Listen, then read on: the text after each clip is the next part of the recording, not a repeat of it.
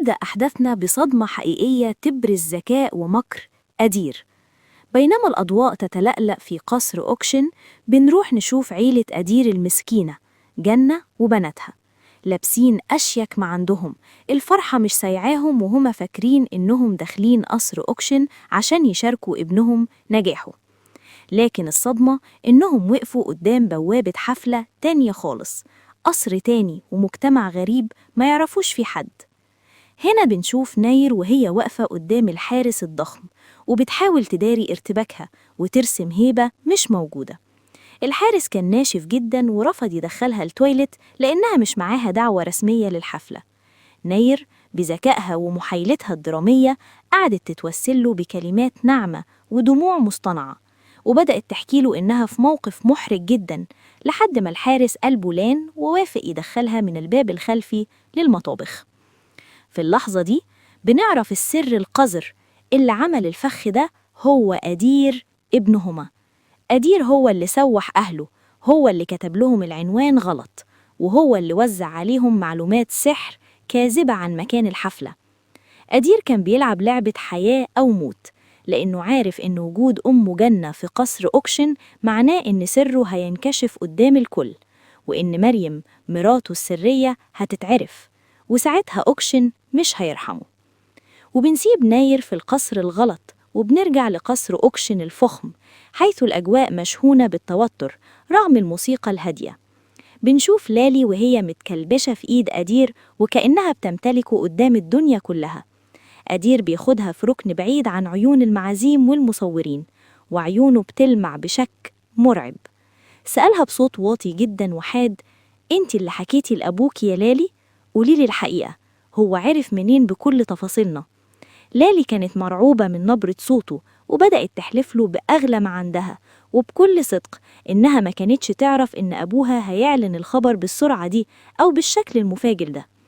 أدير ما كانش مقتنع وبصلها بعتاب وقسوة وقال لها: "على الأقل كنتي لمحتيلي، كنتي قلتيلي إن في طبخة بتستوي في الكواليس."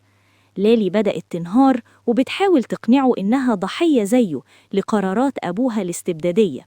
وبعد جدال طويل مريم كانت بتراقبه من بعيد.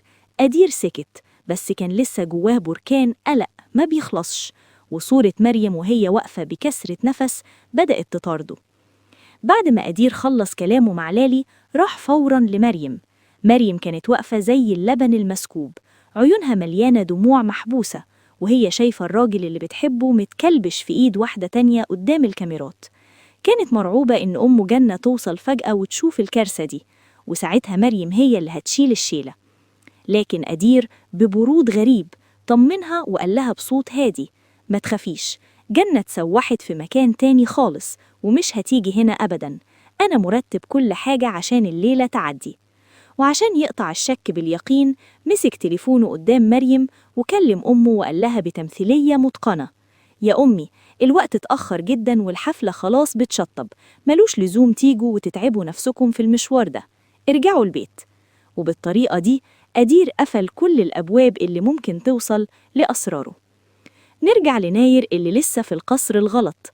الفضول خدها وبدأت تتجول في الطوابق وكأنها صاحبة المكان، لحد ما دخلت أوضة نوم فخمة جدا. اكتشفنا إنها أوضة صاحبة القصر. ناير وقفت قدام المراية وبدأت تتفرج على الرفاهية والبرفانات الغالية، ولفت نظرها حلق مرصع بالألماظ وشيك جدا. ما قدرتش تقاوم غريزة حب التملك، لبست الحلق وقعدت تتصور بيه وتتمايل قدام المراية وتعيش في وهم إنها أميرة. وفجأة سمعت صوت مقبض الباب بيتحرك وصوت رجلين صاحبة القصر وهي داخلة. ناير اتنفضت من مكانها وبسرعة البرق بدأت تلم حاجتها عشان تهرب، ومن كتر الرعب نسيت الحلق في إيدها وخبته في شنطتها بغير وعي. صاحبة القصر سألتها بشك: "انت بتعملي ايه هنا يا بنت؟" ناير كذبت ببراعة وقالت إنها كانت تايهة وبتدور على الحمام، فالست وصفت لها الطريق، وناير خدت بعضها وجريت وهي قلبها هيقف من الخوف. وهي خارجة بتمسح عرقها خبطت في شاب وسيم جدا اسمه أتيش. أتيش بيقول لها بهدوء: "خدي بالك يا أنسة." فناير ردت بلسان طويل ورد فعل دفاعي لتداري خوفها: "انت عبيط، ما انت اللي خبطتني." وسابته وجريت قبل ما ينطق بكلمة، وهو فضل واقف مذهول من البيئة الغريبة اللي دخلت القصر، بس ملامحها فضلت معلمة في ذاكرته. فقصر أوكشن، مريم كانت واقفة لوحدها بتبكي بمرارة. أوكشن بذكاء الثعالب لمحها وقرب منها وبدأ يتكلم معاها بوقار وقال لها: أنا كمان مش بحب الزحمة ولا المناسبات دي، بحب الهدوء. سألها بحنية مصطنعة: إيه اللي مزعل القمر؟ هنا أدير قلبه وقع في رجله، جري عليهم قبل ما مريم تنطق بأي كلمة تخرب الدنيا. أوكشن بص لأدير بنظرة صقر وقال له: أنا عرفت كل حاجة يا أدير، ومستني منك توضيح لكل اللي حصل. أدير خلاص كان هيقر ويعترف إنه متجوز مريم، بس أوكشن كمل كلامه بسخرية: بقى القمر دي اللي هي مريم تطلع عليها لقب القبيحة؟ يخص عليك يا أدير، ده انت ذوقك طلع ملوش حل. أدير اتنفس الصعداء وفهم إن أوكشن بلع الطعم، ورد فوراً: لا طبعاً يا فندم، مريم دي ست البنات كلهم. أوكشن طلب من مريم تيجي حفلة الخطوبة الرسمية بكرة، وسابهم ومشي. مريم بصت لأدير بكسرة وقالت له: هنعمل إيه؟ الحقيقة هتتكشف بكرة لا محالة. بس أدير قال لها ببرود: سيبيها عليا، أنا هحل كل حاجة. مريم بقلبها اللي مليان بياض وحب مجنون لأدير خدت أصعب قرار ممكن تاخده واحدة في مكانها. قررت إنها ترجع البيت وتكذب على جنة وتقول لها إنها هي اللي دبست أدير وتحايلت عليه عشان يتجوزوا، عشان تطلعه هو بريء وصورته تفضل حلوة قدام أمه. في نفس الوقت فرحات بيتصل بهاندا وهو شمتان، عايز يعرف فضيحة أدير وصلت لفين، بس هاندا صدمته لما قالت له إن أوكشن أعلن جواز أدير من بنته لالي. فرحات اتجنن وقعد يقول: دمك خفيف يا هاندا، قولي الحقيقة بقى. بس هي أكدت له إن ده اللي حصل فعلا. فرحات قفل السكة وهو بيولع نار من الغضب. مريم كانت ماشية في الشارع لوحدها ومنهارة تماما. أدير اتصل بمريم وقالت له وهي بتمسح دموعها: أنا هبعد عنك وهقول لجنة إني أنا اللي غويتك، وبكده تقدر تطلقني وتتجوز لالي وتعيش ملك. أدير رفض الكلام ده وطلب يعرف هي فين، بس هي قفلت السكة في وشه. سليم منع أدير إنه يخرج يدور عليها عشان الحفلة. لالي نادت على أدير عشان أبوها عاوزه، فطلب أدير من سليم يدور على مريم وما يرجعش من غيرها. أوكشن قعد مع أدير وقال له كلام زي السم: أنا عديت لك كذب كتير يا أدير، بس المرة الجاية تمنها رصاصة في دماغك. اللي نجدك إن بنتي لسه بتحبك، وزعل لالي تمنه حالاتك. أدير سكت وهو مرعوب. بعدها أدير سأل سليم عن مريم، ولما عرف إنها اختفت خد عربيته وجري على البيت يلحقها قبل ما تفجر القنبلة قدام جنة. في الطريق مريم كانت بتجري وخايفة، وفجأة اتزحلقت ووقعت بانهيار قدام عربية إنجين. إنجين نزل يطمن عليها وقرر يوصلها رغم رفضها.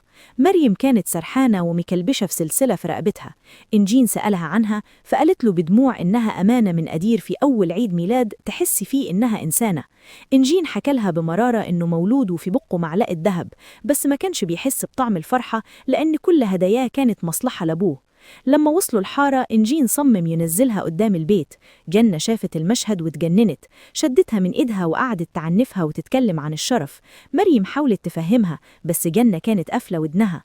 هنا سحر دخلت في النص وبوظت الدنيا وقالت لجنة: بدل ما تلومي مريم روحي شوفي ابنك النصاب اللي اتجوز مريم عشان ينهب أرضها ويسد ديون القمار بتاعته.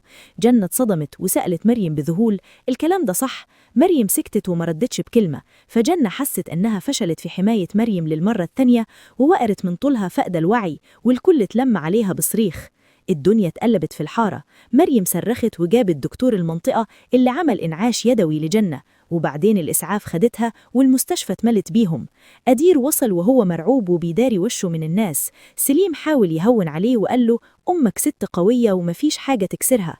أدير دخل يتكلم مع أمه وهي لسه فايقة.